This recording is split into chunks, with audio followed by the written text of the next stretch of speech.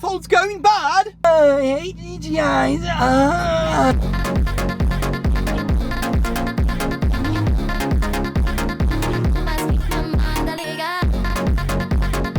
Your intake manifold done for, blown up. Oh my gosh, what do I do? It's the end of the world.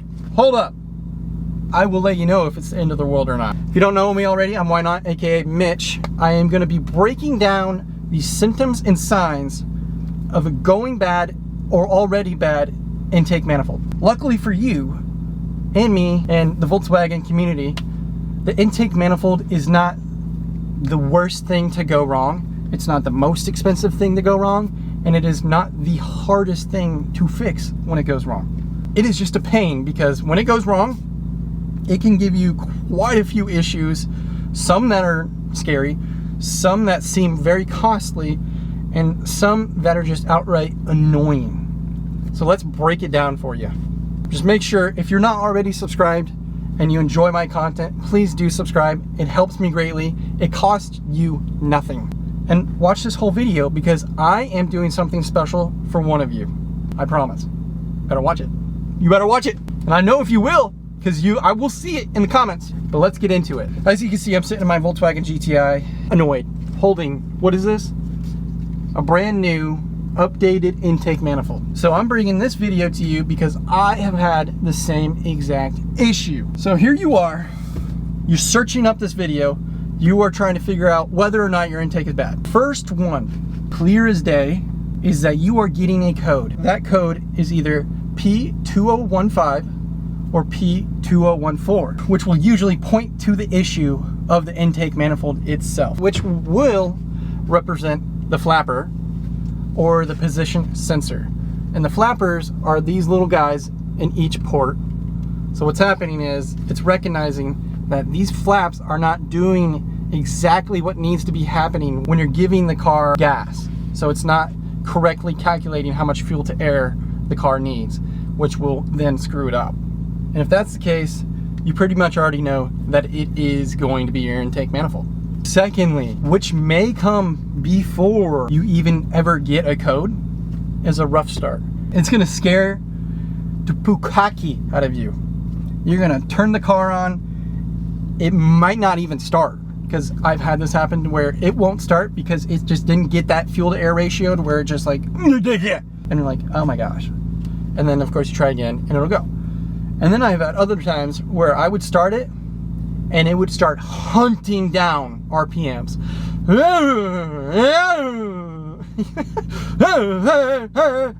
And then once it comes off of a cold start, it'll settle itself, luckily. Sometimes it doesn't always, but it will. And then just a complete rough idle where it's just misfiring.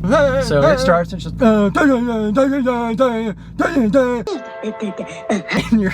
and you're over here going like, oh, whoa, don't die on me. Oh, I can't spend the money. I hate GTIs. Yeah, I get it. It sucks, okay? It really does. And it is scary. So if you have a rough idle, your car is just hunting for RPMs on a cold start or any of that, right when you go to start it, that is one big sign that it is your intake manifold. And then clearly, when you have that start happening, you know what happens. You start to lose power. You start to lose acceleration. And that is another sign that you will witness the actuator or the position sensor, because this is the actuator. If you're looking at the intake manifold from your guys' perspective, it'll look like this. On your right hand side, looking down on the engine, it'll be right here, this little ball thing. That actuator is going too far, not far enough, or too far backwards when it comes. Pause. And you will start to see that your fuel consumption may be going down. And you'll be like, what? Am I being robbed at the gas tank? No, you're not.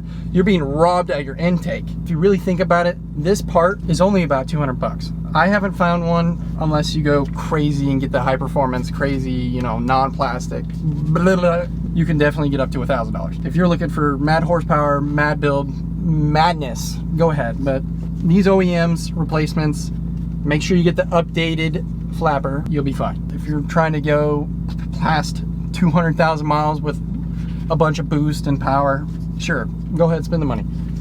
Not all of us can do that.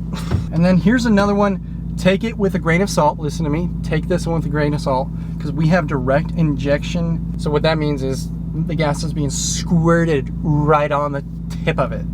Pause.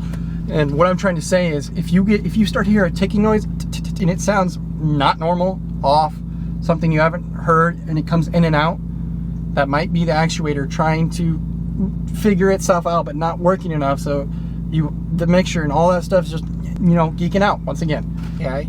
Another sign that might not ever happen but does happen sometimes is you will get in a little bit of oil smoke from the back. That'll be another sign. Obviously, that kind of smoke is also related to other things. And you might be wondering, why is this happening? If you're clicking on this video, I can imagine that your car probably has a significant amount of miles and has been driven for a significant amount of time, or been in an environment that allows these things to start to corrode. The heat and the cold and all that stuff will eventually start to get to the plastic and the seals to where it bends, it breaks. Well, not necessarily breaks, but it'll warp over time, causing it to not work correctly. And that's what happens. That just comes with old age. We all get older and things start to break, like my back. Rough idle, super poor acceleration, definitely a noticeable amount of gas consumption, and of course, misfires that go bananas, hunting RPMs, not even starting sometimes. So now you're wondering, this is definitely my intake manifold. Based on what you told me, Mitch, I now realize that is definitely my intake manifold, especially after scanning the codes. You're like, okay, what do I do? Well, obviously you can buy a new intake manifold. Replacing it is a little timely. It's not super hard, but it will take time, and you should be at least an intermediate fixer, or of course you can have a shop do it. But there's also a cheaper, much faster way you can repair it for a certain amount of time. That is with this little guy. It is to help the actuator arm, because most of the time, like I said, the actuator arm on the intake manifold is the first thing to fail. This arm can get stuck, not work, and do all that funky stuff. So what this little guy, which will be in the description below so you guys can check it out, does is it goes up against the actuator arm right here around this part. So this little thing, I'm not going to take it out of the bag because you'll know why in a second. We'll go around this little guy right here, just like that. And what that does is stop this little actuator from going too far backward. This doesn't last all that long and might not work at all for some of you because your actuator is too far gone and it's just not working at all. So even though you might be stopping it, it might not be going all the way. But if you're watching this video and you've gotten this far, this one I am giving away for free. I bought it. I was gonna go install it. Never did. I just said, heck with it. I'm getting the whole intake manifold. I'm just gonna replace the whole thing. I'm not gonna worry about it. I do a lot with this car. I love this car a lot. And, you know, I wanna make better videos for you guys, more videos for you guys. So I just went all in. But if you guys are not in a position to buy an intake manifold, you need a quick fix, I've got you covered. All you have to do, go ahead, like this video, comment down below that you did watch it, and let me know that you do want it, and make sure you are subscribed. And then I'll pick one of you and send it to you. Just disclaimer, I'm only gonna do the lower 48 states just to make it easy, so I can't send it overseas or anything like that. Sorry. And you may very well win it, because right now your odds are pretty dang high. So I will be giving it away. I think this is like 70 bucks on ECS right now, or 60 bucks, something like that. So, you know, there you go. On to this one. I got this one from Euro Tuning, whatever you want to call it. It'll be in description below as well. For, I think it was $180. Not bad, right? Not bad. This is the updated flap version. And the biggest thing is going to be on the ball, or next to it, we're going to have another air intake. It's annoying, I know. You see that little red thing? That's where it's going to plug in. So when you are buying this online, just so you know, you are going to need to buy the breather hose. It does not come with a breather hose from Euro Tuning. And that breather hose is this little bad boy right here. So fun fact, if you have and you are going to look at your intake manifold on your car right now, you see this little thing on top of your intake manifold, kind of like that, sitting by your oil cap, you have the updated version of the intake manifold already. If you've come this far, thank you so much for watching this video. I hope I helped you guys figure out your problem. Please do leave a like, comment if you watched the whole thing so you can be entered to get that free part, and subscribe.